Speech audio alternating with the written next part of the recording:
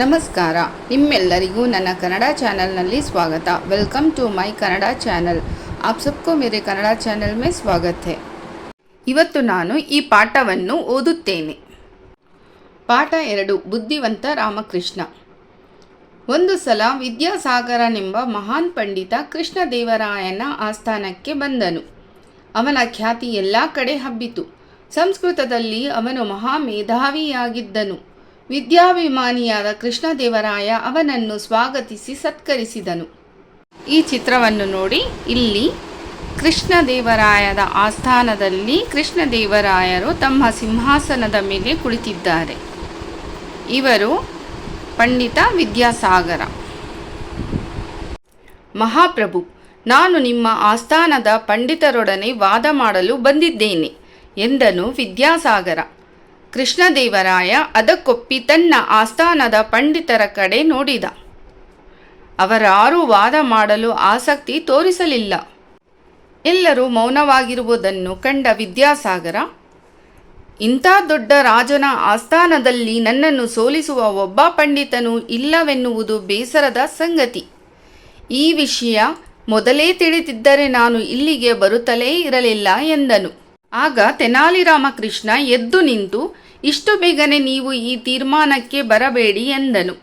ವಿದ್ಯಾಸಾಗರ ಅವನತ್ತ ನೋಡಿ, ನೀವು ಯಾರು ಎಂದು ಕೇಳಿದನು।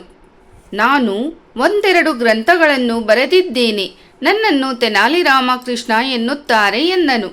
ವಿದ್ಯಾಸಾಗರನ ಮುಖ ಅರಳಿತು। ಹೌದೇನು, ನಾನು ನಿಮ್ಮ ಬುದ್ಧಿವಂತಿಕೆ ಬಗ್ಗೆ ಕೇಳಿದ್ದೇನೆ, ಆದರೆ ಬುದ್ಧಿ ಚಾತುರ್ಯಕ್ಕಿಂತ ಮುಖ್ಯವಾಗಿ ಆಳವಾದ ಅಧ್ಯಯನ ಮಾಡಿದವರು ಮಾತ್ರ ನನ್ನೊಂದಿಗೆ ವಾದ ಮಾಡಲು ಸಾಧ್ಯ ಎಂದನು। ಅದು ನನಗೂ ತಿಳಿದಿದೆ। ನೀವು ಯಾವ ಗ್ರಂಥದ ಮೇಲೆ ವಾದ ಮಾಡುತ್ತೀರಿ? ಪ್ರಶ್ನಿಸಿದ ರಾಮಕೃಷ್ಣ। ಇದಕ್ಕೆ ವಿದ್ಯಾಸಾಗರ, ನಿಮಗೆ ಇಷ್ಟವಾದ ಯಾವುದೇ ಸಂಸ್ಕೃತ ಗ್ರಂಥವಾಗಬಹುದು ಎಂದನು। ಹಾಗಾದರೆ ನಾಳೆ ಸಂಜೆ ಇದೇ ಹೊತ್ತಿಗೆ ನಿಮ್ಮೊಂದಿಗೆ ವಾದ ಮಾಡಲು ಸಿದ್ಧನಾಗಿ ಬರುತ್ತೇನೆ ಎಂದನು ರಾಮಕೃಷ್ಣ। ಮಾರನೆಯ ದಿನ ವಿದ್ಯಾಸಾಗರ ಹೆಮ್ಮೆಯಿಂದ ಆಸ್ಥಾನವನ್ನು ಪ್ರವೇಶಿಸಿ ತನ್ನ ಪೀಠದಲ್ಲಿ ಕುಳಿತನು। ಇವನೆಂಥ ವಾದ ಮಾಡುತ್ತಾನೆಂದು ಎಲ್ಲರೂ ಅಚ್ಚರಿಯಿಂದ ಕಾದು ಕುಳಿತಿದ್ದರು। ರಾಮಕೃಷ್ಣ ಸ್ವಲ್ಪ ಹೊತ್ತಿನ ಅನಂತರ ಬಟ್ಟೆಯಲ್ಲಿ ಸುತ್ತಿದ ಕಟ್ಟನ್ನು ಸೇವಕನ ಹತ್ತಿರ ಹಿಡಿಸಿಕೊಂಡು ಸಭೆಗೆ ಬಂದನು। ಆ ಕಟ್ಟಿನಲ್ಲಿ ಏನಿದೆ ಎಂದು ಯಾರಿಗೂ ಊಹೆ ಮಾಡಲಾಗಲಿಲ್ಲ। ಇಲ್ಲಿ ನೋಡಿ, ಇನ್ನೊಂದು ಚಿತ್ರದಲ್ಲಿ ಇಲ್ಲಿ ರಾಮಕೃಷ್ಣ ತನ್ನ ಸೇವಕನ ಜೊತೆ ಬಂದಿದ್ದಾನೆ। ಆ ಸೇವಕನ ಕೈಯಲ್ಲಿ ಒಂದು ಕಟ್ಟು ಇದೆ। ರಾಮಕೃಷ್ಣ ತನ್ನ ಪೀಠದಲ್ಲಿ ಕುಳಿತು ವಿದ್ಯಾಸಾಗರನಿಗೆ ಹೇಳಿದನು, ನಾನು ಸಿದ್ಧನಾಗಿದ್ದೇನೆ ಸ್ವಾಮಿ, ನಾನೂ ಸಿದ್ಧ, ಪ್ರಾರಂಭಿಸೋಣ ಎಂದನು ವಿದ್ಯಾಸಾಗರ।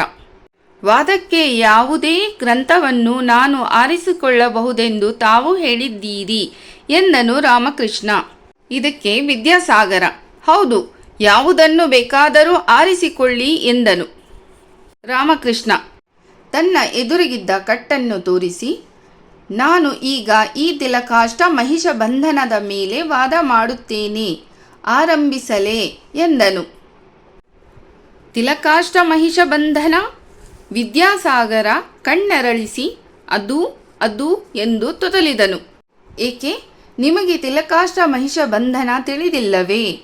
ಇದು ನಮ್ಮೂರಿನಲ್ಲಿ ದನ ಕಾಯುವ ಹುಡುಗರಿಗೂ ಗೊತ್ತು ಎಂದು ಹೆಮ್ಮೆಯಿಂದ ಹೇಳಿದನು ರಾಮಕೃಷ್ಣ।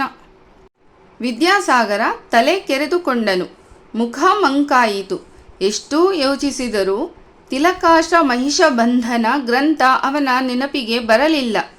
ಇದೊಂದು ಹೇಗೆ ನನ್ನ ಕಣ್ಣು ತಪ್ಪಿಸಿಕೊಂಡಿತು ಎಂದು ಅವನು ಪೇಚಾಡಿಕೊಂಡನು।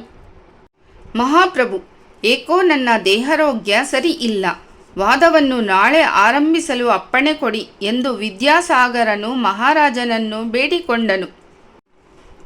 ಆಗಬಹುದು, ರಾಜ ಅಪ್ಪಣೆ ಕೊಟ್ಟನು। ತಕ್ಷಣ ವಿದ್ಯಾಸಾಗರ ಜಾಗ ಖಾಲಿ ಮಾಡಿದನು। ರಾಮಕೃಷ್ಣನು ಏನೂ ಮಾತನಾಡದೆ ಮನೆಗೆ ಹೋದನು। ಮರುದಿನ ಅದೇ ಸಮಯಕ್ಕೆ ಅದೇ ಕಟ್ಟನ್ನು ತೆಗೆದುಕೊಂಡು ರಾಮಕೃಷ್ಣ ಗಂಭೀರವಾಗಿ ಸಭೆಗೆ ಬಂದನು। ಆದರೆ ಬಹಳ ಹೊತ್ತಾದರೂ ವಿದ್ಯಾಸಾಗರ ಬರಲೇ ಇಲ್ಲ। ಅವನನ್ನು ಕರೆತರಲು ಆಳುಗಳು ಹೋದರು, ಆದರೆ ವಿದ್ಯಾಸಾಗರ ರಾತ್ರೋರಾತ್ರಿ ಅಲ್ಲಿಂದ ಪಲಾಯನ ಮಾಡಿರುವ ವಿಷಯ ತಿಳಿಯಿತು. ಇಡೀ ಸಭೆ ರಾಮಕೃಷ್ಣನಿಗೆ ಜಯಕಾರ ಹಾಕಿತ್ತು. ನಿನ್ನಿಂದ ನನ್ನ ಆಸ್ಥಾನದ ಮರ್ಯಾದೆ ಉಳಿಯಿತು. ನಾನು ತಿಲಕಾಷ್ಟ ಮಹಿಷಬಂಧನ ಎಂಬ ಗ್ರಂಥವನ್ನು ಕೇಳಿಯೇ ಇಲ್ಲ. ಎಲ್ಲಿ ಅದನ್ನು ಕೊಡು ನೋಡೋಣ ಎಂದು ಕೃಷ್ಣದೇವರಾಯನು ಮೆಚ್ಚುಗೆಯಿಂದ ನುಡಿದನು. ರಾಮಕೃಷ್ಣನು ಕಟ್ಟನ್ನು ಬಿಚ್ಚಿದನು. ಅದರಲ್ಲಿ ಒಂದಷ್ಟು ಕಟ್ಟಿಗೆಗಳನ್ನು ಒಂದು ಹಗ್ಗದಿಂದ ಕಟ್ಟಲಾಗಿತ್ತು. ರಾಜ ಆಶ್ಚರ್ಯದಿಂದ ಇದೇನಿದು ಎಂದನು. ಆಗ ರಾಮಕೃಷ್ಣನು, ಇದು ಎಳ್ಳಿನ ಕಡ್ಡಿಗಳು, ಅಂದರೆ ತಿಲಕಾಷ್ಟ. ಇದು ಎಮ್ಮೆ ಕಟ್ಟುವ ಹಗ್ಗ, ಅಂದರೆ ಮಹಿಷಾಬಂಧನ. ಅದೇ ತಿಲಕಾಷ್ಟ ಮಹಿಷಬಂಧನ. ಇದಾವುದೋ ಮಹಾಗ್ರಂಥವಿರಬೇಕೆಂದು ಹೆದರಿ ಪಾಪ ವಿದ್ಯಾಸಾಗರ ಓಡಿ ಹೋದನು ಎಂದನು.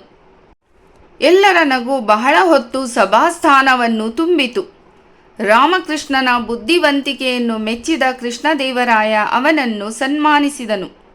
ವಿದ್ಯೆ ವಿನಯವನ್ನು ಕಲಿಸುತ್ತದೆ, ಬುದ್ಧಿ ವಿವೇಕವನ್ನು ಕಲಿಸುತ್ತದೆ. ಮುಂದಿನ ವಿಡಿಯೋನಲ್ಲಿ ಇದರ ಎಕ್ಸ್ಪ್ಲನೇಷನ್ ಇಂಗ್ಲಿಷ್ ಮತ್ತು ಹಿಂದಿನಲ್ಲಿ ಕೊಡುತ್ತೀನಿ. ನಿಮಗೆ ನನ್ನ ವಿಡಿಯೋ ಇಷ್ಟವಾದರೆ ಅದನ್ನು ಲೈಕ್ ಮಾಡಿ, ನಿಮ್ಮ ಫ್ರೆಂಡ್ಸ್ಗಳ ಜೊತೆ ಶೇರ್ ಮಾಡಿ ಮತ್ತು ಸಬ್ಸ್ಕ್ರೈಬ್ ಮಾಡಿ. If you like my video please like the video, share with your friends and subscribe. अगर आपको मेरा ये वीडियो पसंद आया हो तो इसको लाइक कीजिए, अपने फ्रेंड्स के साथ शेयर कीजिए और सब्सक्राइब कीजिए. धन्यवाद.